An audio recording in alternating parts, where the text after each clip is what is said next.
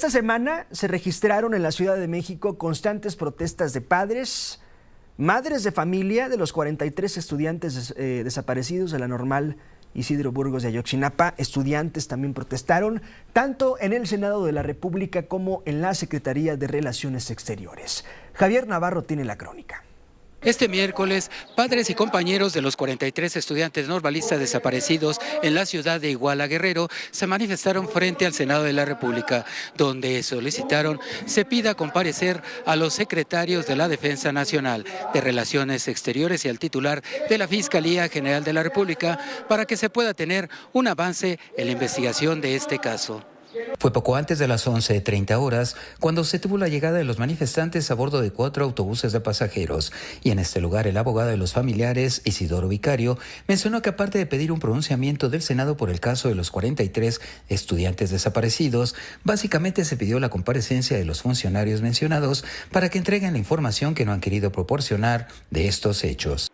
Básicamente, compañeras y compañeros, lo que se está pidiendo, pues, que este órgano legislativo mande a comparecer al secretario general de la Defensa Nacional, mande a comparecer a la secretaria también titular de la Secretaría de Relaciones Exteriores y al fiscal general de la República.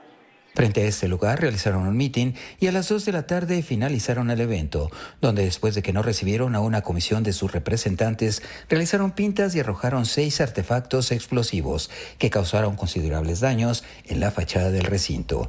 Fueron 4 las fuertes detonaciones que se tuvieron y provocaron cristales rotos, dañados, y para los 2 que no estallaron se tuvo la llegada de elementos del agrupamiento Fuerza de Tarea de la Secretaría de Seguridad Ciudadana, expertos en explosivos, quienes retiraron con cubiertas especiales estos 2 artefactos de la parte frontal, y por estos hechos se reportaron solo 2 personas con heridas leves ocasionadas por las esquirlas de las bombas de fabricación casera. Con imágenes de Óscar Jiménez y Julio César Reyes, reportó para Fórmula Noticias Javier Navarro. Gracias, Javier. Son los padres de los estudiantes desaparecidos, son estudiantes de la misma escuela Normal Isidro Burgos de Ayotzinapa en Guerrero, pero son también organizaciones que acompañan a las víctimas. Entre esas organizaciones, el Centro de Análisis e Investigación. Le agradezco mucho, nos tome justo la comunicación al coordinador en Derechos Humanos de Fundar, Centro de Análisis e Investigación. Humberto, gracias por contestarnos. Humberto Guerrero, buena tarde. ¿Qué tal? Muy buena tarde, gracias por el espacio. Protestas esta semana, Humberto, en la Secretaría de Relaciones Exteriores en el Senado de la República. ¿Qué primer comentario podrías regalarnos?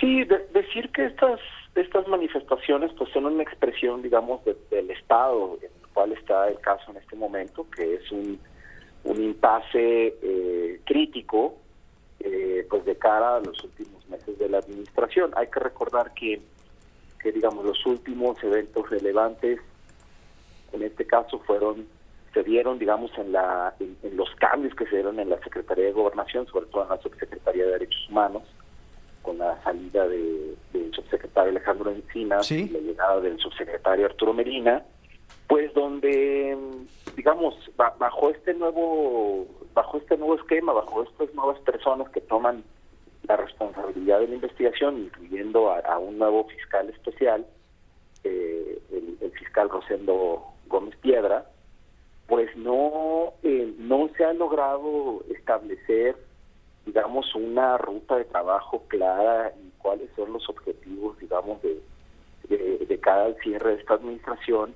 en cuanto al avance del caso y esclarecer el paradero de los muchachos, ¿no? Y en particular, sí, con el gran pendiente que quedó, que es la entrega de diversos documentos en poder de la Secretaría de la Defensa Nacional. En últimas fechas, Humberto, digamos que, además de lo que nos cuentas, digamos, la ineficiencia a partir de la salida de Encinas, o quizás no ineficiencia, sino poca claridad en el proceso, pues ha habido par de hechos.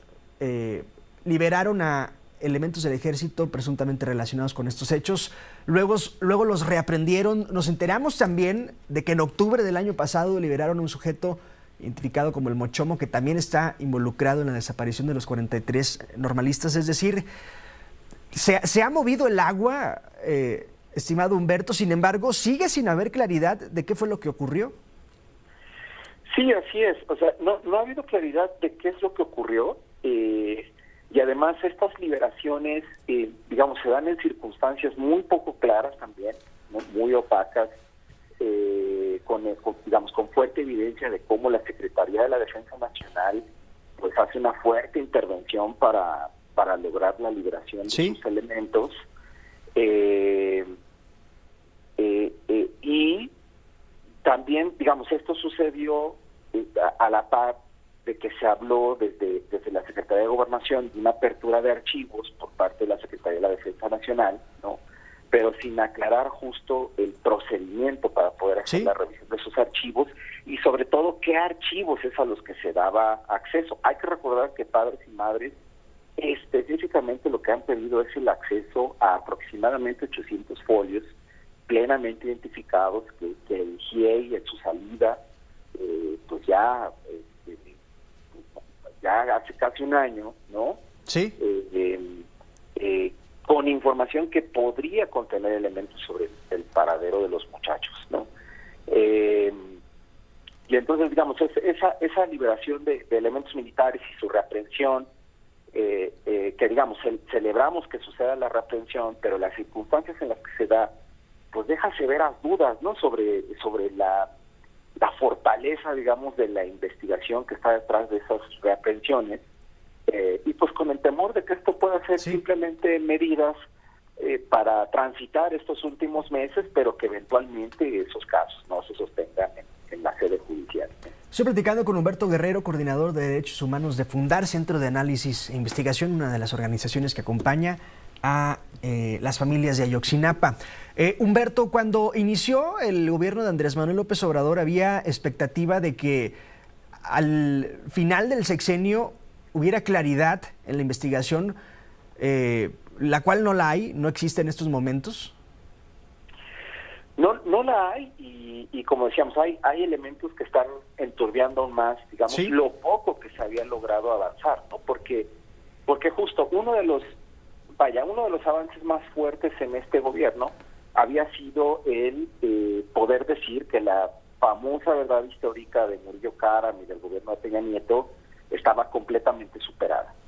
Pero, digamos, en esta narrativa de cierre del caso, donde el gobierno federal, por ejemplo, se enfrasca en una discusión sobre si la liberación de ciertos personajes vinculados al crimen organizado derivado de una sentencia de un tribunal en Tamaulipas por haber sido torturados, que si eso es lo que ha generado que el caso aún no se pueda resolver, pero ojo, hay que recordar que justo esas personas de las que ahora el gobierno federal, digamos, se queja de su liberación, fueron torturadas justamente para construir la verdad histórica. O sea, es decir, es una contradicción, ¿no? Que se hable de haber superado la verdad histórica como uno de los grandes avances de este gobierno y al mismo tiempo abogar por el haber continuado con el proceso de personas torturadas que lo que declararon pues fueron los cimientos de esa verdad histórica, ¿no? Entonces eso genera muchísima confusión, ¿no? Para quien no ha tenido oportunidad de seguir el caso puntualmente, ¿no? Porque entonces queda la impresión, ¿no? Que para muchas personas puede quedar la impresión de que el caso no se ha resuelto porque se liberaron a estas personas, pero al contrario, más bien estas personas fueron personas cuyas declaraciones ayudaron a construir la verdad histórica. Y por último, digamos, creo que es imposible dejar de señalar, digamos, el relato que menciona el propio presidente en su libro de reciente publicación, gracias, ¿no? Donde da una versión de los hechos bastante similar a la que diera Alejandro Encinas en su penúltimo informe, digamos, antes de su salida, es decir, estamos hablando del 2022, ¿no? Donde se habla ya abiertamente de la muerte de los estudiantes, ¿no? Pero con evidencia, sobre todo testimonios de testigos protegidos, pues cuya veracidad, digamos, debería someterse a algunas pruebas adicionales de corroboración, ¿no? Y que el presidente lo coloque ya, digamos, en un libro, ¿no? Sí, lo estampó ahí. Que básicamente es donde deja su legado, pues la verdad es que no abona a la claridad sobre el asunto, ¿no? Correcto. Humberto Guerrero, nos quedan 30 segunditos. ¿Pensarían reunirse ustedes, si es que así se los proponen, las candidatas y el candidato a la presidencia de la República, para saber qué ideas, qué propuestas traen ellos sobre este caso que digo? Este es un asunto de las fiscalías, pero que finalmente involucre también al Ejecutivo. En ese momento, antes de pensar en posibles reuniones con las candidatas y el candidato, los padres y madres sí lo que quieren es tener una reunión más con el presidente, ¿no? Debido a que pues él directamente empeñó su palabra, ¿no? Y que además fue un compromiso que se asumió a la entrada del nuevo subsecretario Arturo Mérida, ¿no? Entonces, correcto. Humberto Guerrero, muchas gracias por tu tiempo y tus comentarios. No, de nada, Juan Pablo, muchas gracias por el espacio. Es Humberto Guerrero, una voz autorizada para hablar sobre el caso Ayotzinapa. Él coordina los derechos humanos de Fundar, Centro de Análisis e Investigación, una de las organizaciones que acompañan a las familias de los 43 desaparecidos.